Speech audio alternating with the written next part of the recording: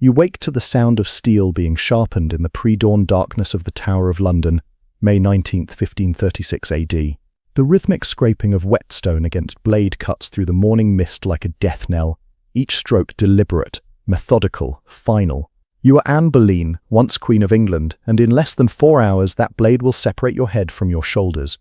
The stone walls of your cell seem to pulse with your heartbeat as you sit on the edge of your narrow bed, your hands trembling not from cold but from the weight of knowing. Outside your window, you can hear the carpenters hammering together the scaffold that will serve as the stage for your final performance.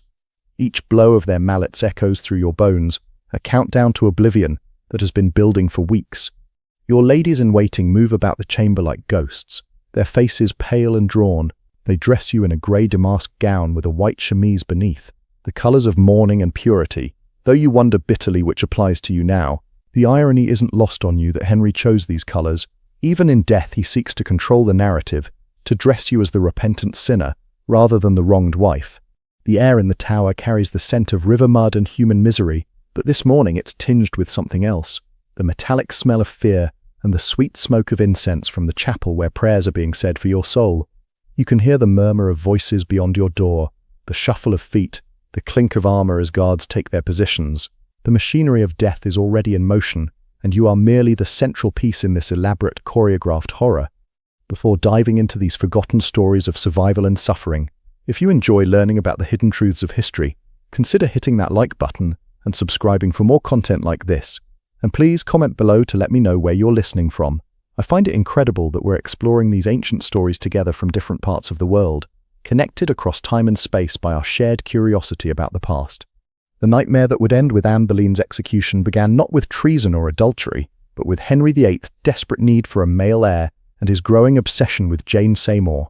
By January 1536 AD, Anne had suffered yet another miscarriage, this one particularly devastating as it occurred on the same day Henry suffered a serious jousting accident that left him unconscious for 2 hours. The symbolism was lost on no one at court. As the king lay near death, so too did Anne's hopes of securing her position through motherhood. The miscarried child was reported to be male, a detail that would haunt Anne's final months. Henry, who had broken with Rome and torn England apart to marry her, began to whisper that their union was cursed by God. The same theological arguments he had used to annul his marriage to Catherine of Aragon were now being turned against Anne. The irony was exquisite in its cruelty. The very justifications that had elevated her would now destroy her. But Henry needed more than divine displeasure to rid himself of Anne. He needed legal grounds that would not call into question his own judgment or the legitimacy of their daughter Elizabeth. Thomas Cromwell, Henry's chief minister, and a man whose survival depended on anticipating the king's wishes, began to construct a case so elaborate and damning that it would not only destroy Anne, but obliterate any sympathy for her. The first thread Cromwell pulled was Anne's relationship with court musician Mark Smeaton. Smeaton was everything Henry was not: young, lithe, dark-haired, and possessed of an easy charm that made him popular among the court ladies.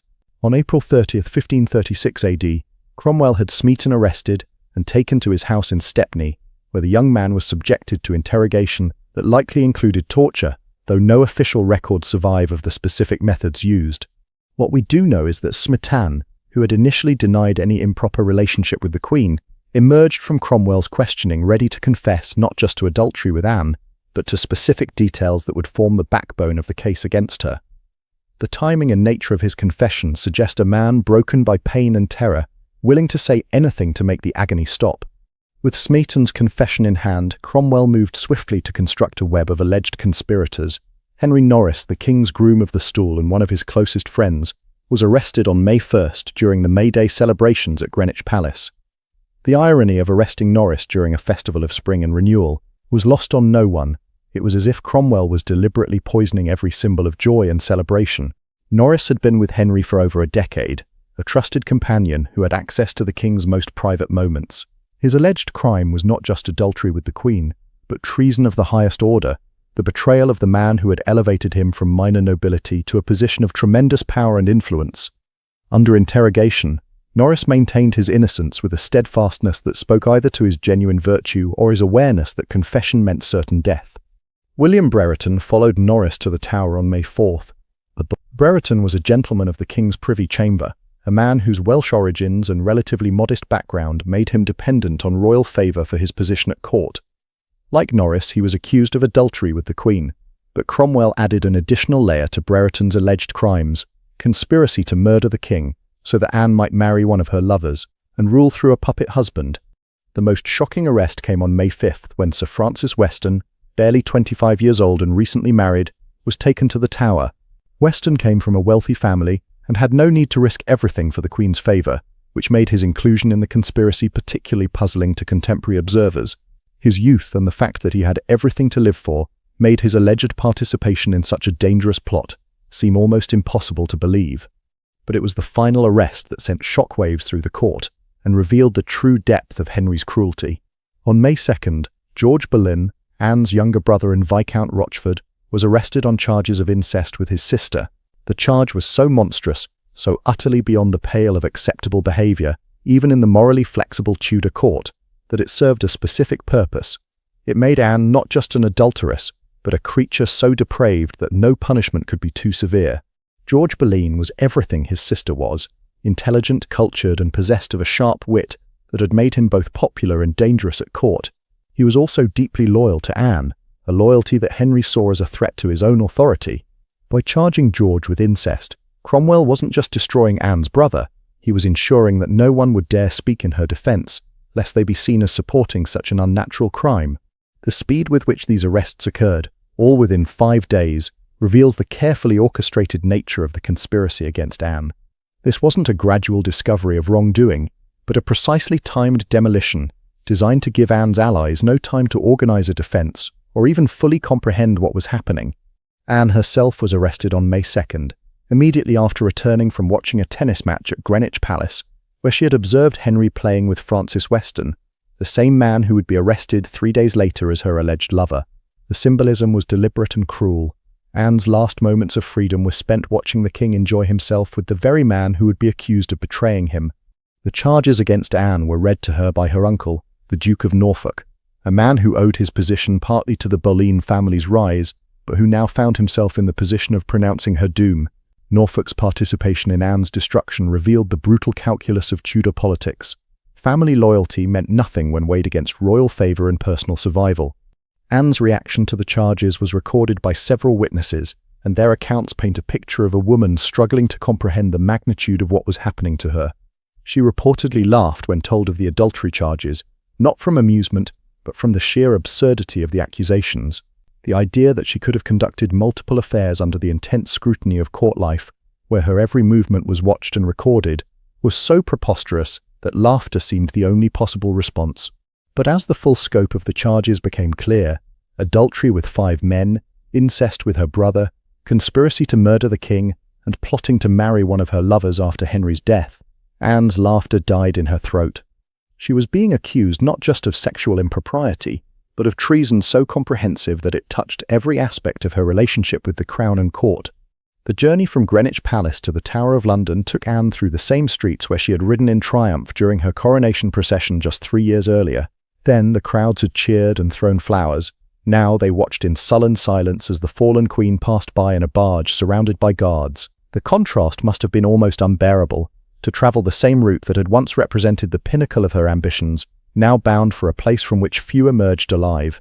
Upon her arrival at the Tower, Anne was housed in the same apartments where she had stayed before her coronation, another deliberate cruelty that forced her to confront the distance she had fallen. The rooms that had once been prepared for a triumphant queen were now a luxurious prison, complete with the same tapestries and furnishings that had witnessed her greatest moment of glory.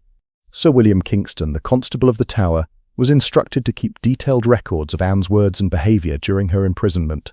Kingston was a career administrator, a man who understood that his own survival depended on providing his superiors with exactly the information they wanted to hear. His reports paint a picture of Anne as alternately defiant and despairing, sometimes maintaining her innocence with regal dignity, other times breaking down under the weight of her circumstances. One of the most revealing aspects of Kingston's reports is Anne's apparent inability to believe that Henry would actually have her executed. She repeatedly expressed confidence that the king would show mercy, that their marriage and shared history would count for something in the final calculation. This faith in Henry's essential humanity reveals either Anne's fundamental misunderstanding of the man she had married, or her psychological inability to accept the reality of her situation. The trial of Anne's alleged co-conspirators began on May 12, 1536 AD, in Westminster Hall. The proceedings were a masterclass in judicial theatre, designed not to determine guilt or innocence, but to provide a veneer of legal legitimacy to what was essentially a political execution. The evidence against the men was largely circumstantial: gifts Anne had given them, conversations they had shared, and their presence at court events where opportunities for misconduct allegedly arose. Mark Smeaton's confession remained the cornerstone of the prosecution's case, but even this was problematic.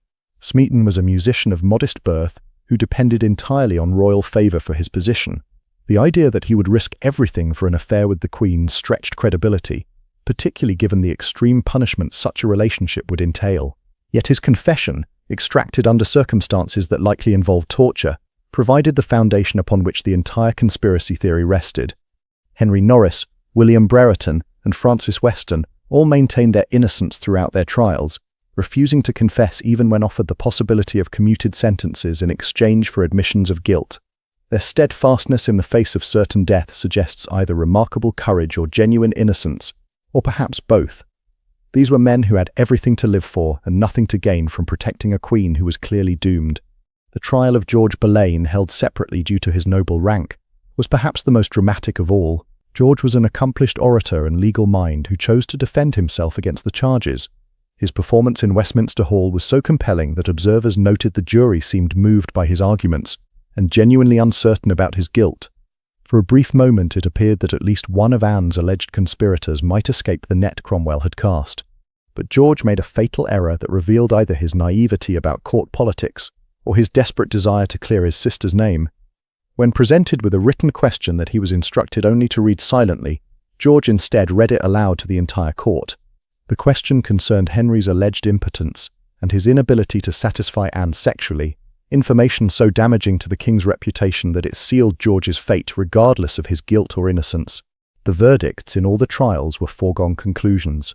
Norris, Weston, Brereton, and Smeaton were all found guilty and sentenced to the traditional punishment for treason, to be hanged, drawn, and quartered. George Boleyn, by virtue of his noble birth, was sentenced to death by beheading. The speed of the trials and the uniformity of the verdicts made clear that these proceedings were about political necessity, not justice. Henry's treatment of the condemned men revealed the calculating cruelty that characterized his entire handling of the affair. He commuted the sentences of the four commoners to simple beheading, a mercy that was proclaimed as evidence of his magnanimity, while actually serving to prevent the gruesome spectacle of hanging and quartering that might have generated sympathy for the victims. On May 17, 1536 AD, 5 men died on Tower Hill for their alleged relationships with Anne Boleyn. Mark Smeaton, the musician whose confession had started the entire affair, went to his death maintaining his guilt, perhaps from genuine remorse, perhaps from a final attempt to protect others, or perhaps from a mind broken by torture and terror. Henry Norris, William Brereton, and Francis Weston all proclaimed their innocence to the end, their final words carefully recorded by observers who understood the historical significance of the moment. George Boleyn's execution was the most poignant of all. As Anne's brother and closest ally, his death represented not just the loss of a life, but the destruction of the family that had risen so high and fallen so far. His final speech was noted for its dignity and his continued protestations of innocence, delivered with the eloquence that had made him a valued member of the king's inner circle. Anne, confined to her apartments in the Tower, would have heard the sounds of her alleged lover's executions, the crowds gathering, the executioner's axe falling, the roar of approval from spectators eager for blood. The psychological torture of knowing that men had died because of their alleged relationships with her, whether those relationships were real or fabricated, must have been almost unbearable. Meanwhile, Henry had already moved on with characteristic speed and callousness. Even before Anne's trial began, he was making arrangements for his marriage to Jane Seymour, the pale, quiet woman who represented everything Anne was not. Where Anne had been dark, passionate, and intellectually challenging, Jane was fair, submissive, and content to play the role of decorative royal wife. Anne's own trial was set for May 15, 1536 AD, in the Great Hall of the Tower of London. The location was significant.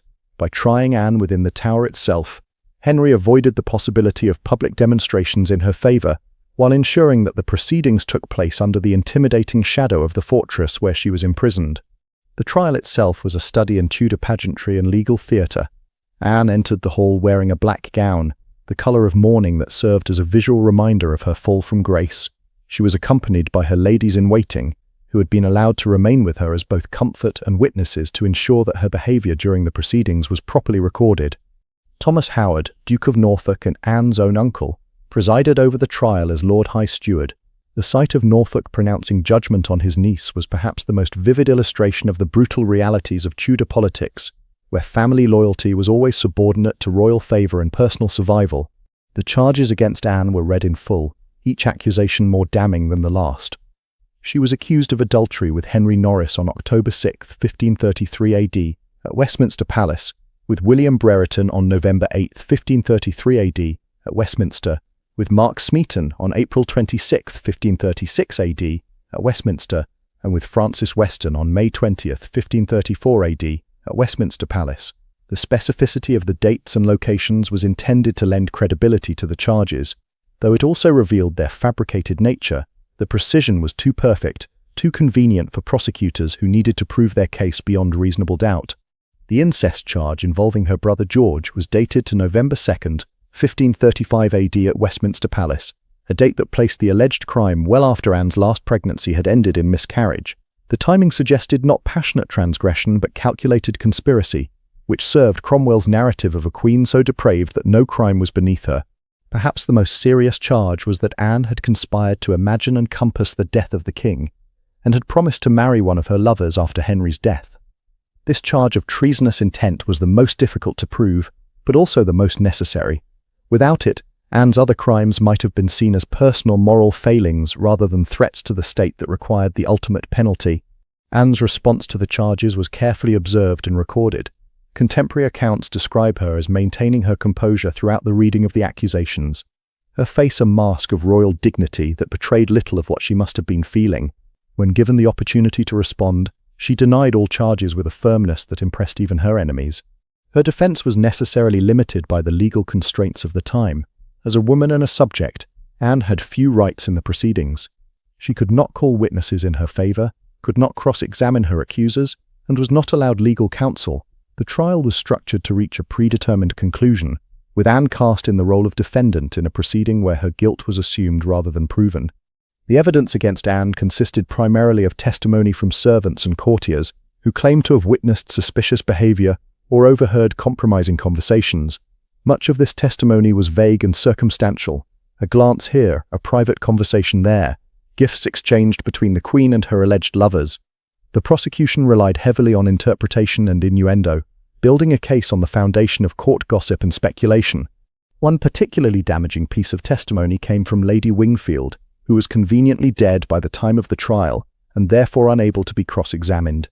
Lady Wingfield had allegedly told others before her death that she had knowledge of Anne's misconduct, though the specific nature of this knowledge was never clearly established. The use of testimony from a deceased witness who could not be challenged was a telling indication of the prosecution's desperation to build a convincing case. The speed of the trial proceedings was remarkable even by Tudor standards. The entire case was presented, debated, and decided in a single day, a pace that left little time for careful consideration of the evidence, or for Anne to mount an effective defense. The pressure to reach a quick resolution reflected Henry's eagerness to move forward with his plans for a new marriage and his desire to minimize the time available for public opinion to organize in Anne's favor.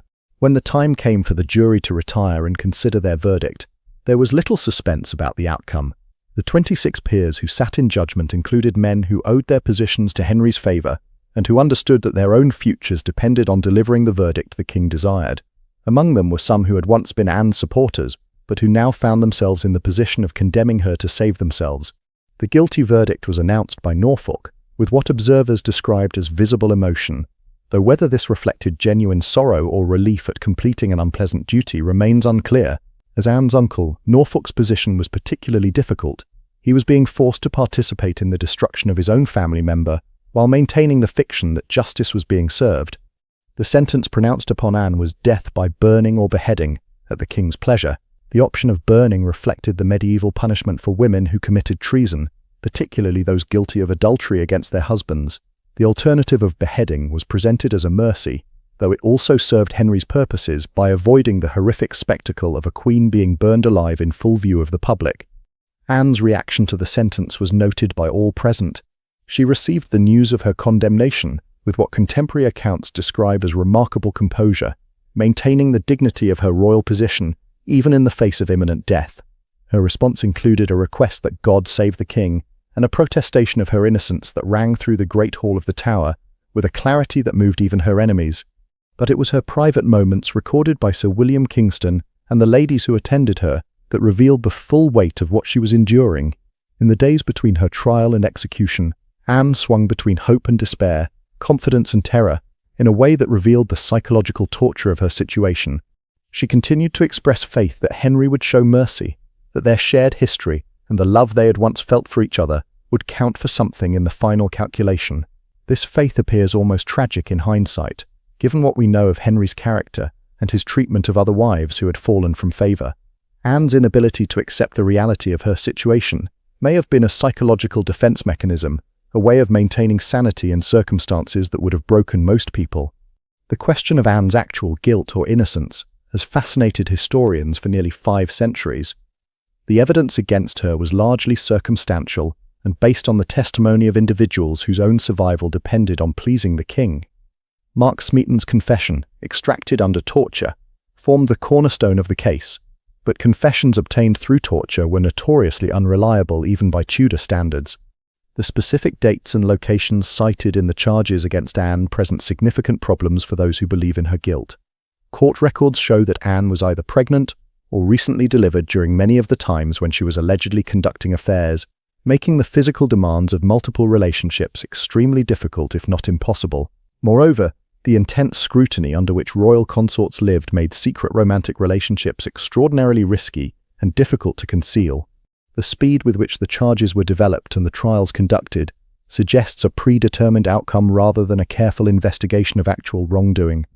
Cromwell's efficiency in building the case against Anne and her alleged co-conspirators was remarkable, but it also raises questions about whether the evidence was discovered or manufactured. Perhaps most tellingly, none of Anne's alleged lovers, with the exception of the tortured Smeaton, confessed to their crimes even when offered the possibility of commuted sentences. Men facing certain death would have had every incentive to admit their guilt if it might save their lives, yet they chose to maintain their innocence to the end. The political context of Anne's fall also supports the argument for her innocence. By 1536 AD, Henry was desperate for a male heir and had already begun his pursuit of Jane Seymour. Anne's miscarriage in January of that year had effectively ended her usefulness to the king, making her an obstacle to his plans for a new marriage rather than an asset to be protected. Henry's character, as revealed through his treatment of other wives and political opponents, suggests a man capable of eliminating anyone who stood in the way of his desires. His willingness to break with Rome to marry Anne demonstrated his ruthlessness in pursuing his goals. His willingness to destroy her when she no longer served his purposes revealed the same calculating cruelty applied in reverse. Yet the question of Anne's guilt extends beyond the specific charges of adultery and treason to larger questions about her behavior and character. Contemporary accounts describe her as intelligent, ambitious, and politically astute, but also as sometimes arrogant and vindictive toward those who crossed her. Her treatment of Catherine of Aragon and Princess Mary had earned her numerous enemies at court, who were eager to see her fall. Anne's sharp tongue and quick wit, which had initially attracted Henry, may have become liabilities as their marriage deteriorated. Her willingness to argue with the king and challenge his decisions was unusual for a royal consort, and may have contributed to Henry's growing resentment of her influence over him. The intensity of Anne's relationship with her brother George also raised eyebrows at court, though there is no credible evidence to support the incest charges beyond the close emotional bond between siblings, who had risen together through the treacherous waters of Tudor politics.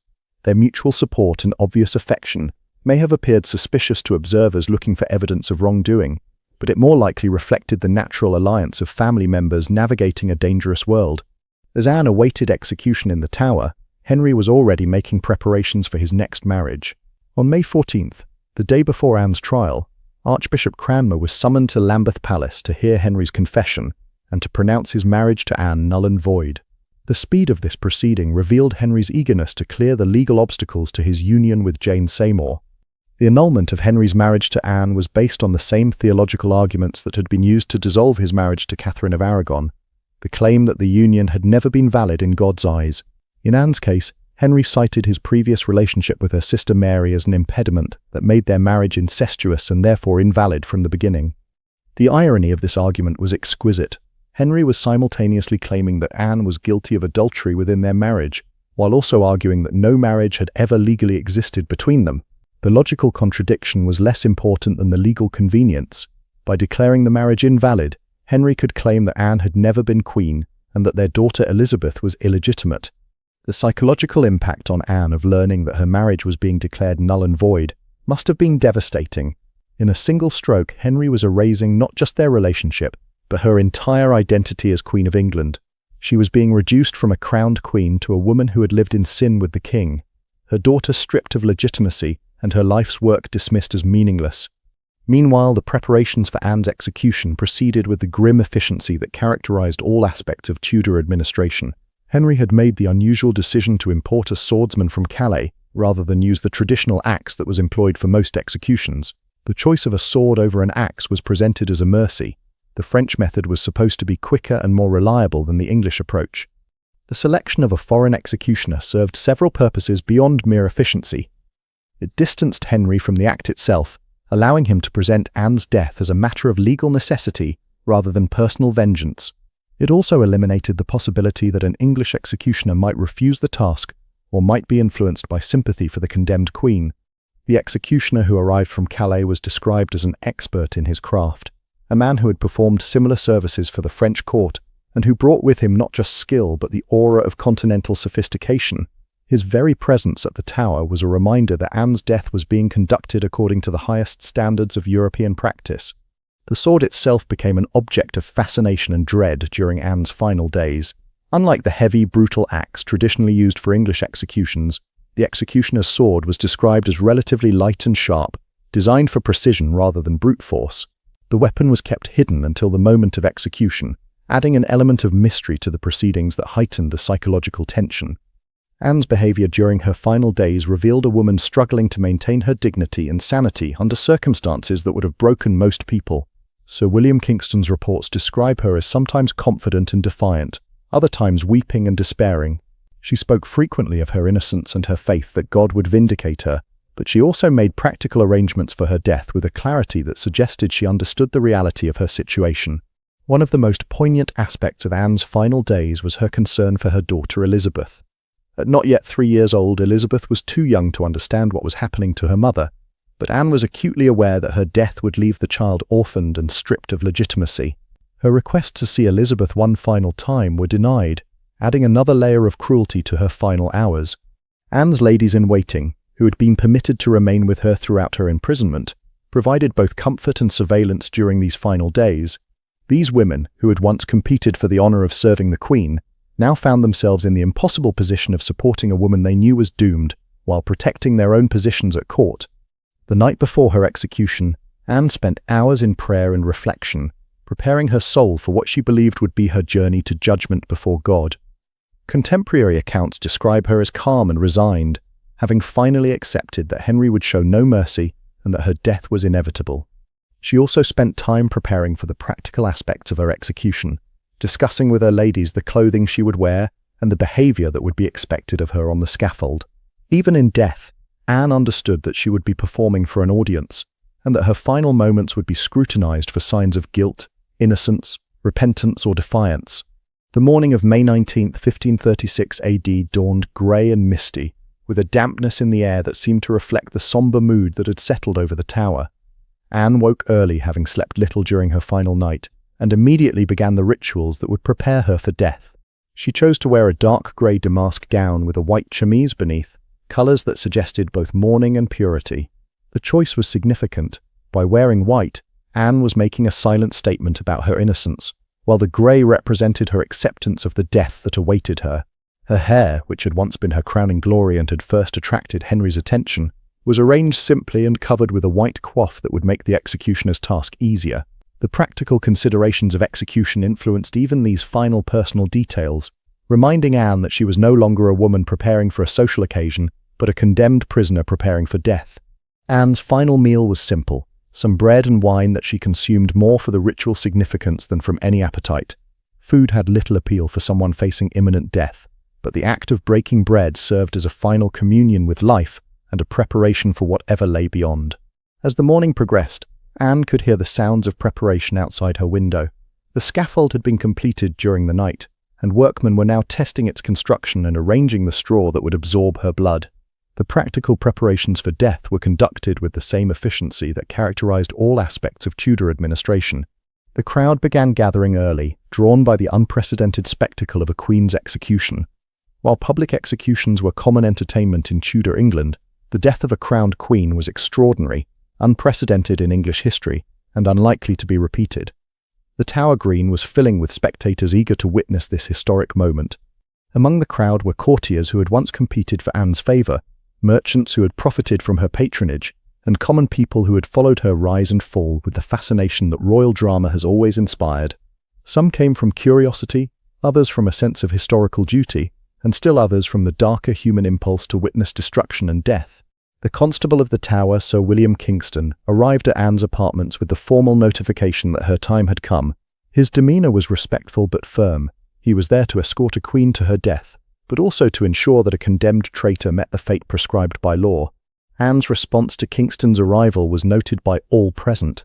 She rose from her chair with the dignity that had characterized her throughout her imprisonment, straightened her gown, and declared herself ready to meet her fate.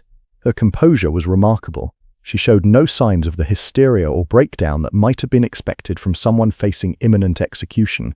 The walk from her apartments to the scaffold was perhaps the longest journey of Anne's life.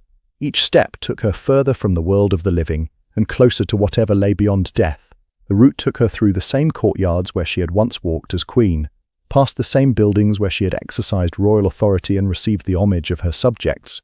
The contrast between her current circumstances and her former glory must have been almost unbearable. The same stones that had once echoed with the footsteps of those seeking her favour now witnessed her final journey to the scaffold. The tower that had been her palace during her coronation preparations was now the setting for her destruction. As Anne emerged onto Tower Green, the crowd fell silent. The sight of a queen walking to her death was so unprecedented, so shocking, that even the most hardened spectators were momentarily speechless. Here was a woman who had once been the most powerful person in England after the king himself, now reduced to the role of condemned criminal, approaching her final moment. The scaffold itself was a simple wooden platform, raised only a few feet above the ground to ensure that the crowd could witness the execution clearly. Unlike the high scaffolds used for male traitors, Anne's execution platform was designed for intimacy rather than spectacle, reflecting perhaps some vestige of respect for her former position as queen.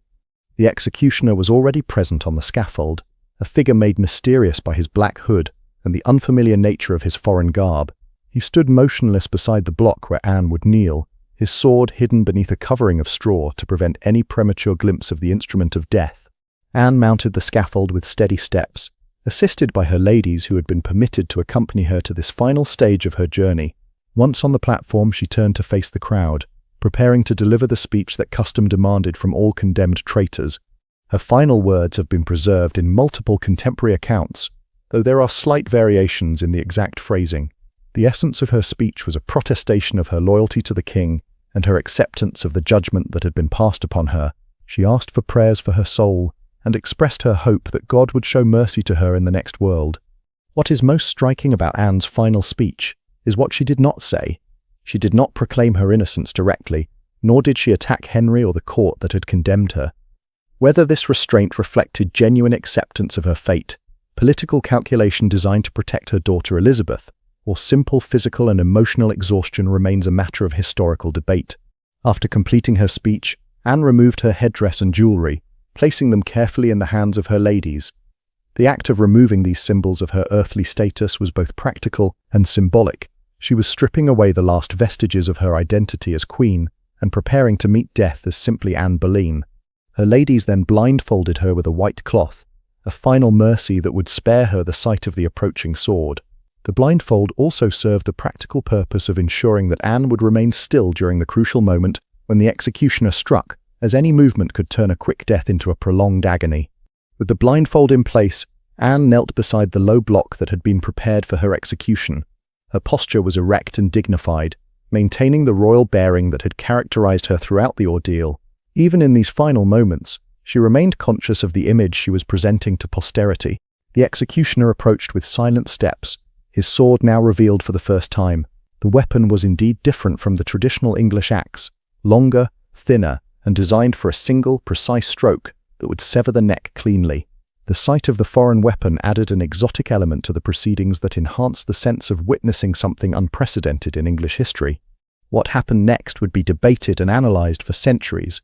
The executioner raised his sword, and in a movement so swift that many in the crowd missed it entirely, brought the blade down in a single decisive stroke. Anne Boleyn's head was severed from her body with a precision that spoke to the skill of the man Henry had imported from Calais. Contemporary accounts describe the crowd's reaction as one of stunned silence followed by a mixture of gasps, prayers, and murmured conversations. The reality of what they had witnessed, the execution of a queen, was so overwhelming that many spectators seemed unable to process what they had just seen. Some crossed themselves and whispered prayers for Anne's soul, while others simply stared in fascination at the scene before them. The executioner's efficiency was both a mercy and a horror. Anne's death was instantaneous, sparing her the prolonged agony that often characterized executions with the traditional axe. But the very speed of her destruction also emphasized the finality of what had occurred. One moment she was a living woman, the next she was merely a body on the scaffold. Anne's ladies, who had watched their mistress die with tears streaming down their faces, now performed their final service. They carefully gathered Anne's remains, wrapping her head and body in white cloth with the tenderness of women preparing a beloved friend for burial. Their grief was genuine and profound. These women had served Anne during her rise to power and had remained loyal to her even in her darkest hour. The crowd began to disperse almost immediately after the execution, as if the spectators were eager to escape the weight of what they had witnessed. The unprecedented nature of the event, the execution of a crowned Queen of England, left many feeling that they had participated in something that challenged the very foundations of royal authority and divine right. Within hours of Anne's death, Henry VIII was already moving forward with his plans for the future. He married Jane Seymour in a private ceremony on May 30th, 1536 AD, just 11 days after Anne's execution. The speed of this transition revealed Henry's eagerness to put the entire episode behind him and begin anew with a wife who promised to be more compliant and less challenging than her predecessor. But Henry's attempt to erase Anne from history was not entirely successful. Her daughter Elizabeth, though declared illegitimate, survived and would eventually become one of England's greatest monarchs. The woman Henry had destroyed in his pursuit of a male heir would be remembered through the daughter whose legitimacy he had denied. The men who had died alongside Anne were quickly forgotten by history, their names remembered primarily in connection with her story. Mark Smeaton, Henry Norris, William Brereton, Francis Weston and George Boleyn had all been sacrificed to Henry's need for a clean break from his second marriage. Their death served as a warning to anyone who might dare to challenge royal authority or become too closely associated with a fallen favourite. Thomas Cromwell, who had orchestrated the entire affair, continued to serve Henry faithfully until his own fall from grace and execution in 1540 AD. His fate served as a reminder that in Henry's court, even the most valuable servants were expendable when they no longer served the king's purposes. The question of Anne's guilt or innocence continued to haunt those who had participated in her destruction. Some, like Thomas Cranmer, would later express private doubts about the justice of her execution. Others, like the Duke of Norfolk, would maintain their public support for the verdict, while perhaps harbouring private reservations about their role in condemning a family member. The broader implications of Anne's execution extended far beyond the immediate political consequences. Her death established a precedent that would influence Henry's treatment of his subsequent wives and would contribute to the climate of fear and uncertainty that characterized the latter part of his reign. The king, who had once been seen as a Renaissance prince, cultured and relatively moderate, was now revealed as a ruler capable of extraordinary ruthlessness in pursuit of his desires. The international reaction to Anne's execution was one of shock and condemnation. European courts, already horrified by Henry's break with Rome, now viewed him as a dangerous tyrant who had murdered his own wife to satisfy his lust for another woman. The execution damaged England's reputation abroad and further isolated the country from Catholic Europe. Yet for all the political calculations and international consequences, the human cost of Anne's destruction remained the most significant aspect of the entire affair. A woman who had once been the most powerful person in England after the king himself had been reduced to a headless corpse on a scaffold, her life sacrificed to her husband's ambitions and insecurities. The Tower of London, which had witnessed Anne's execution, would continue to serve as the stage for royal dramas and political executions for centuries to come. but the memory of that grey morning in May 1536 AD would linger in the stones of the fortress, a reminder of the price of royal favour and the dangers of standing too close to absolute power. Anne's burial was as hurried and undignified as her trial had been. Her remains were placed in an old elm chest that had once contained bow staves, and she was interred in the chapel of St. Peter ad Vincula within the Tower grounds. No elaborate funeral, no royal ceremony, no monument to mark the resting place of a woman who had once been Queen of England. The location of Anne's burial was fitting in its irony. She was laid to rest in the same chapel where many other victims of royal justice had been interred, including her own brother George and the men who had died as her alleged lovers. The chapel became a gathering place for those who had fallen from Henry's favour, a silent testimony to the deadly consequences of proximity to power. In the days following Anne's execution, life at court continued with a normalcy that was almost obscene in its callousness. Courtiers who had once competed for Anne's attention now focused their energies on ingratiating themselves with Jane Seymour. The machinery of royal government continued to function as if nothing extraordinary had occurred, as if the execution of a queen was merely another administrative task completed with typical Tudor efficiency. Yet beneath the surface normalcy, the trauma of Anne's destruction continued to reverberate through the court. Those who had witnessed her execution carried with them the memory of that swift, decisive stroke that had ended a life and changed the course of English history. The image of a blindfolded queen kneeling beside a block, maintaining her dignity even in the face of death, would haunt those who had been present for the rest of their lives. The psychological impact on Henry himself remains a matter of historical speculation. Contemporary accounts suggest that he showed no outward signs of remorse or regret, instead throwing himself into his new marriage with apparent enthusiasm. Yet the speed with which he moved to erase Anne from official records and public memory suggests a man desperate to escape the weight of what he had done. The official portraits of Anne were removed from royal residences, her initials were carved away from buildings where they had been proudly displayed, and her coat of arms was replaced with those of Jane Seymour. The systematic erasure of Anne's presence from the physical landscape of royal power was thorough and deliberate, as if Henry believed that by removing all traces of her existence, he could somehow undo the reality of what had occurred. But history has a way of preserving what rulers seek to destroy.